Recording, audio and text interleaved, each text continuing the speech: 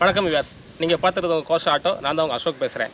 ஆக்சுவலாக நமக்கு நார்மலாக இப்போ எவ்வளோ தான் நம்ம ட்ரெண்டிங்காக இருந்தாலுமே அந்த ரெட்ரோ இது ப்ராடக்ட்ஸு அப்புறம் பழைய காலத்து பொருட்கள் அதுக்கு மேலே எப்போவுமே ஒரு கண் இருக்கும். இப்போ பழைய காலத்து அந்த டெலிஃபோன் மாடல் அதை பார்த்தாலே நம்ம ஒரு நிமிஷம் அப்படி நின்று அப்படி பார்த்துட்டு ரசிச்சுப்போம். ஏன்னா வந்து இப்போ நம்ம எவ்வளோ ட்ரெண்டிங்கில் இருந்தாலுமே நம்ம பழசை வந்து மறக்கலை.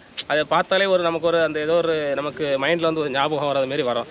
ஸோ அந்தமாரி பைக் ஆகட்டும் கார் ஆகட்டும் நிறைய பைக்ஸு வந்து ரெட்ரோ டிசைன் அப்படியே கொண்டு வராங்க. அதாவது இப்போ எவ்வளோ தான் மாடர்ன் ஸ்போர்ட்ஸ் டிசைனில் பைக் இருந்தாலுமே அந்த ரெட்ரோ டிசைனுக்குன்னே ஒரு தனி ஒரு ஃபேன் பேஸ் இருக்காங்க. ஸோ அந்த வகையில் நம்ம இன்றைக்கி என்ன பார்க்க போகிறோம்னா Yamaha FZ-X இந்த மாடல் தான் பார்க்க போகிறோம். இது ஒரு ரெட்ரோ மாடலில் அவங்க வந்து டிசைன் பண்ணியிருக்காங்க. இது வந்து எங்கேருந்து வந்திருக்குன்னா Yamahaவில் XX6ன்னு ஒரு மாடல் இருக்குது குளோபல் ஆட்டு, அதை இன்ஸ்பயர் பண்ணி இந்த டிசைன் கொண்டு வந்திருக்காங்க. ஸோ இந்த பைக் பற்றி பார்க்க போகிறோம். வாங்க வீடியோக்குள்ளே போகலாம்.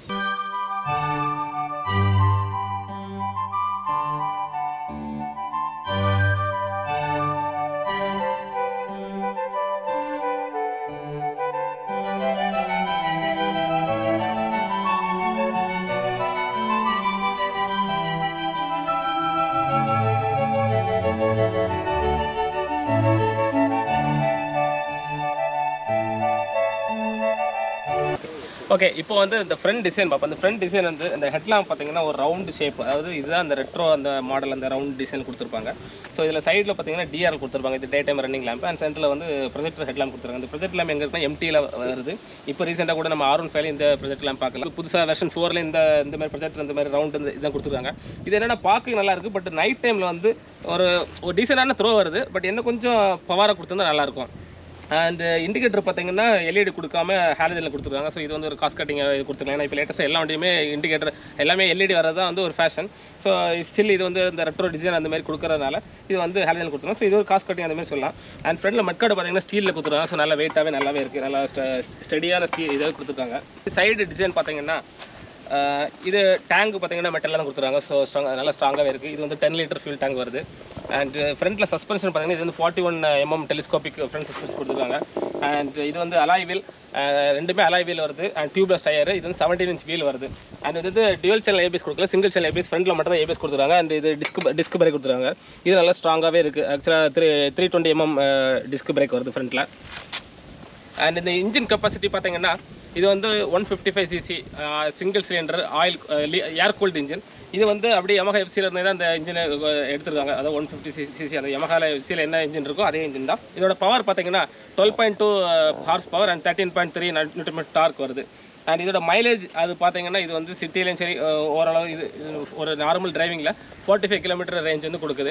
அண்ட் இது வந்து ஃபுல் டேங்க் பார்த்தீங்கன்னா ஒரு 450 km உங்களுக்கு ரேஞ்ச் வரும். இது என்ன கொஞ்சம் நல்லா எஃபிஷியண்டாக ட்ரைவ் பண்ணிங்கன்னா உங்களுக்கு 50 கூட மைலேஜ் வந்து ஈஸியாக எடுக்கலாம். Yamahaவில் ஒரு நல்ல ஸ்பெஷாலிட்டி என்னென்னா Yamahaவில் எல்லா பைக்ஸுமே நல்ல மைலேஜ் கொடுக்குற பைக்கு ப்ளஸ் வந்து கொஞ்சம் ஸ்போர்ட்டியாக கூட நல்லா இருக்கும் ட்ரைவ் பண்ணுறதுக்கு. ஸோ சில பைக்கில் வந்து ஸ்போர்ட்டியாக கொடுத்துருப்பாங்க, பட் மைலேஜ் ட்ராப் பண்ணுவாங்க. ஸோ Yamaha பொறுத்த வரைக்கும் உங்களுக்கு மெயின்டெனன்ஸ் இந்த இது எல்லாமே கொஞ்சம் நல்லாயிருக்கும். ப்ளஸ் வந்து மெயினாக வந்து மைலேஜ், ஏன்னா Yamaha R15 பார்த்தீங்கன்னாலே அது வந்து ஒரு ஸ்போர்ட்ஸ் பைக்கில் நல்ல மைலேஜ் தர ஒரே பைக்கு Yamaha R15 தான். ஸோ Yamaha வந்து அந்த மைலேஜ் விஷயத்தில் காம்ப்ரமைஸ் ஆகலை, நல்லாவே கொடுத்துருக்காங்க. ஸோ இந்த ஃப்ரண்ட்டில் பார்த்தீங்கன்னா அந்த டேங்கை வந்து அப்படியே கவர் பண்ணுற மாதிரி ஒரு டேங்க் கொடுத்துருக்காங்க. இது வந்து ஆக்சுவலாக வந்து XXR அந்த பைக்கில் ஒரிஜினலாக இந்த மாதிரி தான் டிசைன் இருக்கும், அதை இன்ஸ்பயர் பண்ணாலே கொடுத்துருக்காங்க. ஆக்சுவலாக இது வந்து பிளாஸ்டிக் ரொம்ப இதில் தான் கொடுத்துருக்காங்க. அண்ட் இது வந்து ஏர் இன்டேக் இந்த ஒரு ரேடியேட்டர் கிரில் வரது மாதிரி வச்சிருப்பாங்க. பட் இது வந்து ஏர் கூல்டு இன்ஜினால அது தேவைப்படாது. ஸோ அந்த டிசைனை வந்து கம்ப்ளீட் பண்ணுறதுக்காக இந்த எக்ஸ்ட்ரா இந்த 2 சைடும் கொடுத்துருக்காங்க. கொஞ்சம் பார்க்க கொஞ்சம் பல்கியாக இருக்கும் வண்டி பார்க்குறதுக்கு. ஓகே, இப்போ இந்த FZ-X இதோட ரைடிங் பொசிஷன் பார்த்தீங்கன்னா ஒரு அப்ரைட் ரைடிங் பொசிஷன் இருக்கும். நம்ம சில பைக்கிலலாம் வந்து ஒரு ஸ்போர்ட்டியான ஒரு லைட்டாக குனிஞ்ச மாரி வர ஸ்போர்ட்டியாக, இதுக்கு ஸ்போர்ட்டியாக வராது. அண்ட் ஒரு அப்ரைட் பொசிஷன். ஸோ வந்து உங்களுக்கு நல்ல ஒரு கம்ஃபர்டபுள் டிரைவ் வரும். அண்ட் இந்த பைக்கோட மொத்த டோட்டல் வெயிட் பார்த்தீங்கன்னா 139 கிலோ தான். ஸோ வந்து உங்களுக்கு வந்து ஈஸியாக சிட்டிக்கும் சரி எங்கேயுமே சரி இந்த பைக்கை ஹேண்டில் பண்ணுறது ரொம்ப ஈஸியாக இருக்கும், வெயிட் கம்மியாக இருக்கிறது. இது கிரவுண்ட் கிளியரன்ஸ் பார்த்தீங்கன்னா இது வந்து 160mm ground clearance. And seat height பார்த்தீங்கன்னா 810mm. ஸோ வந்து சீட் ஹைட் வந்து 810mmங்கிறதுனால ஒரு நல்ல ஒரு 5.4 ஹைட்டாக இருந்தால் கூட உங்களுக்கு வந்து 2 பக்கமும் நல்ல கால் ஏட்டும். ஸோ உங்களுக்கு வந்து அது ஒரு இதே இருக்குது. சிட்டி கம்யூட்டுக்கு ஒரு மீடியமான பாடி ஆவரேஜ் ஒரு 50 கிலோ ஒரு 5.3 5.4 அந்த ஹைட் இருந்தால் கூட இந்த வண்டியை வந்து ஹேண்டில் பண்ணுறது ஈஸி. ஏன்னா வந்து 139 கிலோ தான். ஸோ வந்து ஹேண்டில் பண்ணுறது ஈஸி. என்ன ஒன்று என்னென்னா பார்க்கறதுக்கு இந்த வண்டி நிறைய ஃபைபரும் பிளாஸ்டிக்கும் இருந்த மாதிரி தெரியும். ஆனால் ஆக்சுவலாக நிறைய இடத்துல ஸ்டீல் கொடுத்துருக்காங்க. டேங்க் ஸ்டீலு, ஃப்ரண்டில் மட்கார்டு ஸ்டீலு.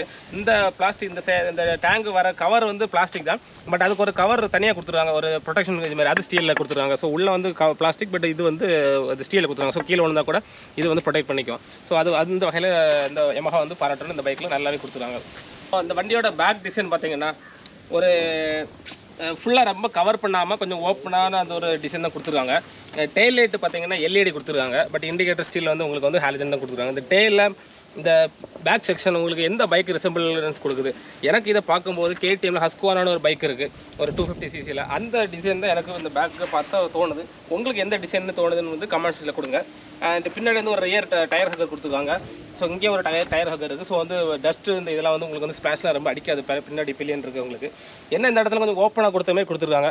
ஸோ இங்கே ஏதாவது ஒரு சின்ன ஒரு சாரி கார்டு இந்த சைடு சாரி கார்டு இருக்குது. பட் வந்து ஃபுல்லாக கவர் ஆகாமல் கொஞ்சம் பாதி அந்த மாதிரி தான் இருக்குது. ஸோ அது கொஞ்சம் ஃபுல்லாக கவர் பண்ணியிருந்தால் எனக்கு கொஞ்சம் டிசைன் கொஞ்சம் ஒரு ஃபுல்ஃபில்லாக இருக்கும். அது ஃப்ரண்ட்டில் டிசைன் நல்லாவே கொடுத்துருக்காங்க. பேக்கில் வந்து ஏதோ கொஞ்சம் பாதியிலே விட்டது மாரி ஒரு டிசைன் கொஞ்சம் அப்படி.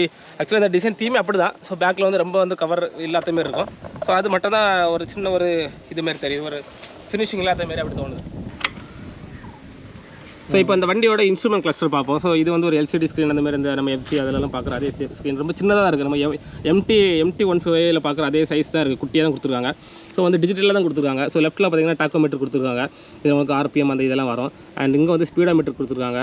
ரைட் சைடு பார்த்தீங்கன்னா ஃபியூல் கேஜ் கொடுத்துருக்காங்க. கீழே வந்து ட்ரிப்பு கொடுத்துருக்காங்க. அண்ட் ஓடோ கிலோமீட்டர் எல்லாமே இங்கே கொடுத்துருக்காங்க. இப்போ இதை ப்ரெஸ் பண்ணி நீங்கள் வந்து இது பார்த்துக்கலாம். மொத்தம் எவ்வளோ இது வந்து டைம் கொடுத்துருக்காங்க. அப்புறம் வந்து ஓடோ எவ்வளோ கிலோமீட்டர் ஓடி இருக்குது. அப்புறம் ட்ரிப் 1 அப்படி கொடுத்துருக்காங்க. ஸோ 2 ட்ரிப் 1 ட்ரிப் 2 2 ட்ரிப் கொடுத்துருக்காங்க. அவ்வளோதான், சிம்பிளாக தான் கொடுத்துருக்காங்க. ஓரளவு எனக்கு இன்ஃபர்மேஷன் இருக்குது. என்ன ஒரு இதில் அடிஷனல் ஃபீச்சர் என்னன்னா ப்ளூடூத்தில் நீங்கள் மொபைல் கனெக்ட் பண்ணிக்கலாம். ஸோ உங்களுக்கு மொபைலோட சார்ஜர், ப்ளூடூத் கால் இன்ஃபர்மேஷன் அதெல்லாம் உங்களுக்கு இங்கே காட்டும். ஸோ அது ஒன்று ப்ளஸ் பாயிண்ட்டு. அப்புறம் வந்து நார்மலாக எல்லா பைக்கும் கீ இங்கே போடுவோம். ஆனால் அந்த கீ போடுற இடத்துல வந்து உங்களுக்கு 12 வோல்ட் சார்ஜிங் போட்டு கொடுத்துருக்காங்க. ஸோ இது வந்து டேரெக்டாக USB போட முடியாது. நம்ம காருக்குலாம் யூஸ் பண்ணுற அடாப்டர் போட்டுட்டு அதில் நம்ம அந்த மொபைல் சார்ஜிங் யூஸ் பண்ணிக்கலாம். ஸோ இது வந்து கொஞ்சம் ஒரு அடிஷனல் ஃபீச்சர் இது. அண்ட் கீ வந்து உங்களுக்கு வந்து இந்த டேங்கோட எண்டில் வந்து உங்களுக்கு வந்து கீ போடுறதுக்கு ஆப்ஷன் கொடுத்துருக்காங்க. அண்ட் சுவிட்ச் கியர்லாம் பார்த்தீங்கன்னா ஓரளவு ரொம்ப ப்ரீமியம் சொல்ல முடியாது. பிளாஸ்டிக் குவாலிட்டியை வந்து ரொம்ப அப்ரைட்டாக சொல்ல முடியாது. ஓரளவு டீசெண்டான ஒரு இதில் கொடுத்துருக்காங்க சுவிட்ச் கியர்ஸ். ஸோ இங்கே வந்து இந்த பக்கம் பாஸ் லைட் கொடுத்துருக்காங்க. இங்கே வந்து ஹெட்லாம்ப் ஆன் ஆஃப் கொடுத்துருக்காங்க. அண்ட் இண்டிகேட்டர்ஸ் கொடுத்துருக்காங்க. இங்கே ஹார்ன் சுவிட்ச் கொடுத்துருக்காங்க. அண்ட் ரைட் சைடு பார்த்தீங்கன்னா இன்ஜின் கில் சுவிட்ச் கொடுத்துருக்காங்க. அப்புறம் இன்ஜின் ஸ்டார்ட்டுக்கு ஒரு பட்டன் கொடுத்துருக்காங்க. ஆஸ் யூஷுவல் நார்மல் பைக்கு கொடுத்துருக்காங்க. அண்ட் ஒயரிங் அது இது ரொம்ப எக்ஸ்போஸ் அப்படியாகவும் இல்லை, எல்லாமே நீட்டாக கவர் பண்ணி கொடுத்துருக்காங்க. ஸோ பிளாஸ்டிக் குவாலிட்டி மட்டும் கொஞ்சம் இம்ப்ரூவ் பண்ணி கொடுத்துருந்தாங்கன்னா எனக்கு கொஞ்சம் நல்லாயிருக்கும் அந்த வண்டிக்கு. இந்த FZ-Xோட ஃபுல் ஸ்பெக்கு பார்த்தீங்கன்னா இது வந்து single cylinder 155cc air cooled engine. And இது வந்து BS6 வருது. அண்ட் இது வந்து 5 ஸ்பீட் கியர் பாக்ஸில் கொடுத்துருக்காங்க. ஹார்ஸ் பவர் பார்த்தீங்கன்னா 12.2 horse power and 13.3 Newton torque கொடுத்துருக்காங்க. அண்டு சஸ்பென்ஷன் பார்த்தீங்கன்னா இது வந்து ஃப்ரண்ட்டில் வந்து 41 mm டெலிஸ்கோபிக் சஸ்பென்ஷன். அண்ட் பின்னாடி வந்து 7-way preload adjustable monocross suspension கொடுத்துருக்காங்க. அண்ட் டயர் ரெண்டுமே வந்து 17 inch and tubeless tyre alloy wheel கொடுத்துருக்காங்க. அண்ட் வந்து ABS பார்த்தீங்கன்னா சிங்கிள் சேனல் ABS, ஃப்ரண்ட்டில் மட்டும் தான் ABS உண்டு, பேக்கில் ABS கிடையாது. அண்ட் ரெண்டுமே டிஸ்க் பிரேக் கொடுத்துருக்காங்க.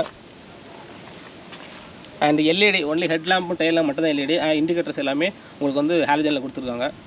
இப்போ நம்ம அந்த FZ-Xோட எக்ஸஸ் நோட் எப்படி இருக்குன்னு கேட்போம்.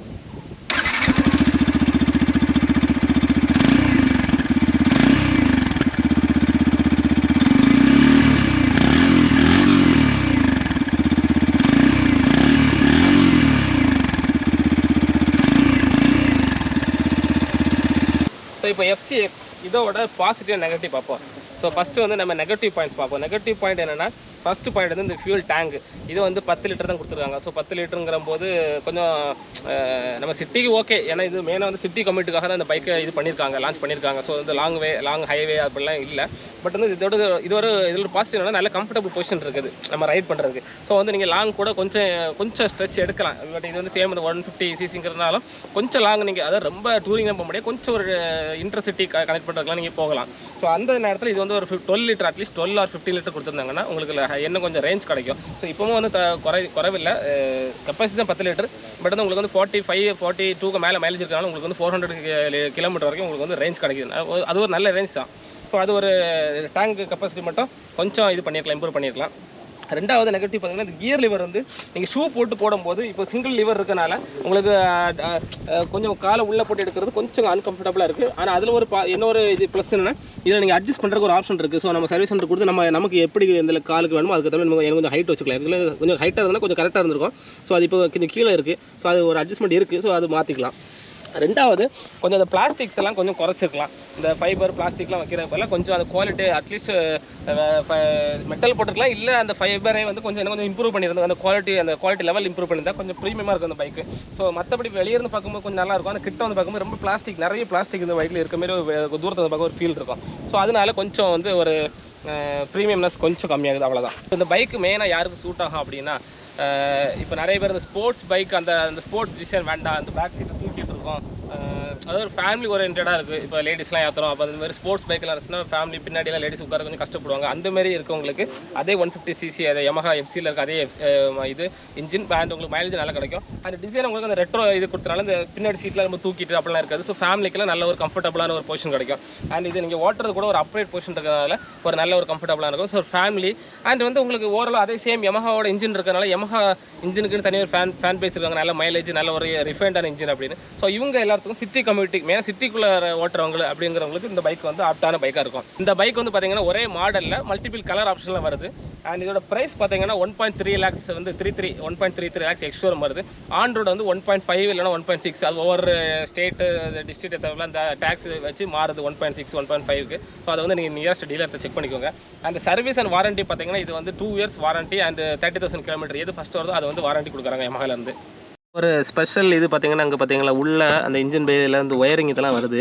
ஸோ அது நார்மலாக எல்லா வண்டியிலும் ஒயரிங் சும்மா எக்ஸ்போஸாக விட்டுருப்பாங்க. இவங்க வந்து நல்ல ஒரு தாட்ஃபுல்லாக அது வந்து ஒரு கவர் கொடுத்துருக்காங்க. ஸோ நம்ம வண்டி கழுவுனாலும் சரி மழையில் நனைஞ்சாலும் சரி அந்த ஒயரிங்கில் வந்து தண்ணி பட்டு எதுவும் ஷார்ட் ஆகிறதோ இல்லை இது லூஸ் கான்டாக்ட் அந்தமாரி வராமல் சேஃபாக கொடுத்துருக்காங்க. ஸோ இது ஒரு ஆடட் சேஃப்டி ஃபீச்சர்னு சொல்லலாம் Yamahaவில். இந்த வீடியோ உங்களுக்கு யூஸ்ஃபுல்லாக நல்லா பிடிச்சிருந்துச்சுன்னா லைக் பண்ணுங்கள், கமெண்ட் பண்ணுங்கள், மறக்காமல் உங்கள் ஃப்ரெண்ட்ஸ் எல்லாத்துக்கும் ஷேர் பண்ணி சப்ஸ்கிரைப் பண்ணுங்கள். அண்ட் இன்னொரு கூடிய சீக்கிரத்தில் இன்னொரு வீடியோவில் சந்திப்போம். அது வரைக்கும் உங்களுக்கு விடைபெறுவது உங்கள் அசோக்.